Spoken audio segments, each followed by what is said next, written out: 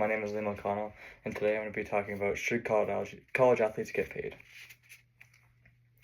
Imagine being a college student with an intense daily schedule, waking up before sunrise for workouts, attending hours of classes, going straight to team meetings, practicing for several hours, and traveling across the country for games. Now imagine doing all of this while your university, your coaches, and TV networks make millions off of your hard work, yet you receive nothing beyond a scholarship. This is a reality for thousands of college athletes across the country. The NCAA and universities make billions from ticket sales, television deals, and sponsorships, while the athletes, the people actually competing, get nothing. Many of these athletes struggle financially, unable to work a job due to the demands of their sport, and in some cases they can't even afford basic necessities. Today I will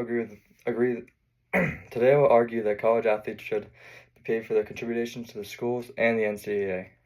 I'll cover 3 key points: the financial expectations of athletes, the time commitment that prevents them from working, and the fairness of compensating players for their contributions.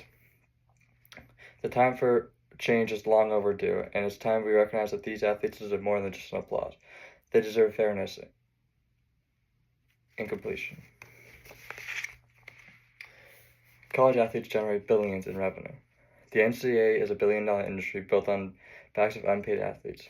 According to USA Today, Go to 2023, the NCAA generated over $1.15 billion in revenue in 2022, mostly from TV deals and tournament sponsorships. Major college football programs like Alabama, Ohio State, and Texas each bring in over $200 million annually for ticket sales, sponsorships, and merchandise. Forbes Revolt in 2022, March Madness alone generates $1 billion per year in TV revenue. ESPN bumps to 2023, yet the athletes competing in it don't see a dime of that money. The problem is even more glaring when we look at coaches' salaries. The top college football basketball coaches make $5 to $10 million per year, and many athletic directors and NCAA executives have salaries in the millions. ESPN states if everyone else is involved in college athletes is getting rich, why are the athletes the ones actually playing excluded? Additionally, many of these players risk their health and success at the universities. College football is a violent, high-impact sport, and serious injuries such as torn ACLs, concussions, and spinal injuries can end an athlete's career before they can even go pro. According to the American Journal of Sports Medicine, Mayo and Collins 2022, over 20,000 college athletes suffer serious injuries each year, yet many of these left without adequate long-term medical coverage after their college careers are over. If an athlete's career is cut short, they may not make it professional ever, meaning they may never get the financial reward they deserve. Paying these athletes will not only compensate for them for their role in generating billions of dollars, but also providing financial security in case their career ends because of injuries.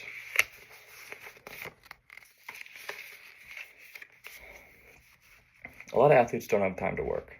Some argue that college athletes already receive compensation through scholarships, but scholarships only cover tuition, not the full cost of living. Many athletes come from low-income backgrounds and struggle to afford food, rent, and other basic necessities. A study by the National College Players Association, HUMA 2023, found that 86% of college athletes live below the federal poverty line, even while playing for schools that make millions off their performances. The study also found that some athletes, especially in revenue-generating sports like football and basketball, struggle for food insecurity because they can't afford enough meals outside of what was provided by the university. Unlike regular students who have the option to work part-time jobs, college athletes simply don't have time to earn enough money. According to a study conducted by the NCAA in 2023, Division I football players spend an average of 43.3 hours per week on their sport, more than a full-time job. Between mandatory practices, games, travel, workouts, and meetings, there is little to no time for these athletes to take part-time jobs. Furthermore, their academic schedules are packed, as they are expected to maintain their eligibility for meeting GPA requirements. Balancing the school and athletics is already challenging. Expecting them to also find additional income is unrealistic and unfair. Paying athletes would provide financial relief and allow them to focus on their performance both on the field and in the classroom. Fairness: if others get paid, so should the athletes. The college sports industry is also structured like a business, and in any business, those who generate revenue get paid. In college sports, however, the athletes are the ones who get paid, the people to watch, and the only ones not compensated. The NCAA's name, image, likeness, which is called the NIL policy, passed in 2021, now allows athletes to earn money through sponsorship deals and endorsements. While this is a step in the right direction, it does not solve the core issue. Players should be getting paid directly by the universities for their performance, just like the coaches, trainers, and administrators. State of Sports Illustrated in 2023. Consider this. A star basketball player can generate millions of dollars for their university by leading them to the national championship. The same athletes, jerseys may be sold in campus stores, their face may appear in commercials, and the school may receive extra funding because of their success. Yet despite all this, the players receive nothing beyond the scholarships. Meanwhile, coaches are signing multi-million-dollar contracts, universities are securing lucrative TV deals, and even sports broadcasters profit to analyze these athletes' performances. This is exploitative and fundamentally unfair. The athletes deserve a share of the revenue they help generate. Paying athletes doesn't mean giving them millions like professional players, but it does mean paying fair wage for the time, effort, and impact on the school's financial success.